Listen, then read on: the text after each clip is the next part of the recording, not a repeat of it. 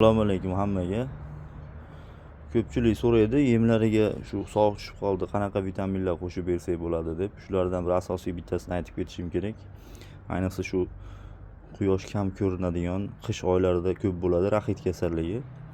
Raxit kasalligi bu chorva hayvonlarda suvay qayilishi, it mushuklarda oyoqlari maymoq bo'lib qolishi, parrandalarda oyoq barmoqlarini qiyshayishi, chig'anoqlarini qiyshayishi, bir-biriga tegib qolishi, yo bo'lmasa yurolmay qolish holatlari bo'ladi. Ko'pchilik buni sholga almashtirib oladi, adashtirib oladi. Shol bo'lib qolibdi deb o'ylaydi, raxit bo'lgan bo'lsa.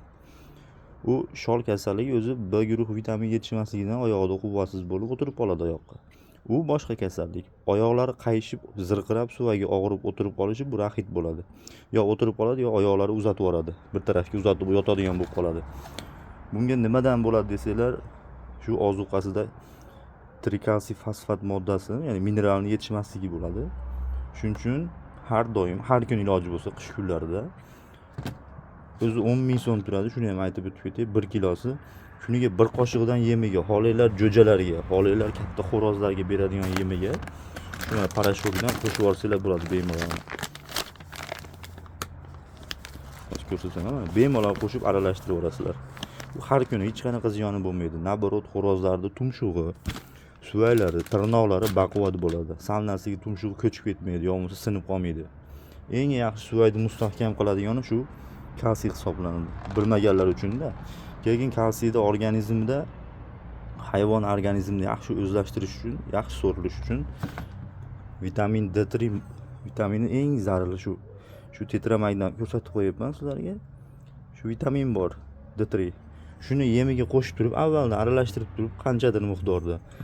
Keyin ustiga kalsiydan qo'shib bersanglar, kalsiy organizmga singishi ko'proq bo'ladi. Demoqchiman, buni shuni yeydi, hazm qilib chiqarib yubormaydi. Suvakka yaxshi so'riladi. Vitamin D3 yo'q bo'lsa, kalsiy yaxshi o'zlashtirilmaydi organizmda. Shuning uchun xo'rozlarga, jo'jalarga har kuni berib turish kerak. Eng yaxshi tavsiyam suv. Chunki po'stlog'i yupqa tug'adigan makorlar, yo bo'lmasa tuxumni chala tug'ayotganlar, siniq tug'ayotgan, qiyshiq tug'ayotgan bo'lsa, bilingki kalsiy yetishmayotgan bo'ladi. Keyin kalsiy yetishmasligi makorlarda kuzatilsa, yo bo'lmasa kuzatilmasa, yashirin bo'ladigan bo'lsa, undan chiqqan mayda jo'jalar, misol keyingi yilga oldingizmi, shu tuxumni tuqqandan keyin 1 oydan keyin ochirdingizmi, shu jo'jalar qachondir raxit bo'lib qolishi mumkin. Onasida yetishmagan bo'lsa, tuxumdan o'tadi u. Shunga ham e'tibor berib qo'ysanglar, kelasi yillarga oladigan zotinglarda kasallik kamroq bo'ladi. Ko'rishinglar mumkin, mana o'zi yozib ham qo'ygan. Mana raxitni oldini olish va davolash uchun ishlatiladi bu trikalsiy. Raxit kasalligi shu oyoqlarda muammo bo'ladi. Chorva hayvonlarda maymoqlashi, it mushuklarda maymoqlashish bo'ladi. Parrandalarda boya aytganimdek, oyoqlari qiyshayib ketadi, yo bo'lmasa o'tirib qoladi yurolmasdan. Foydali bo'lgan bo'lsa, like bosib qo'yasizlar akalar.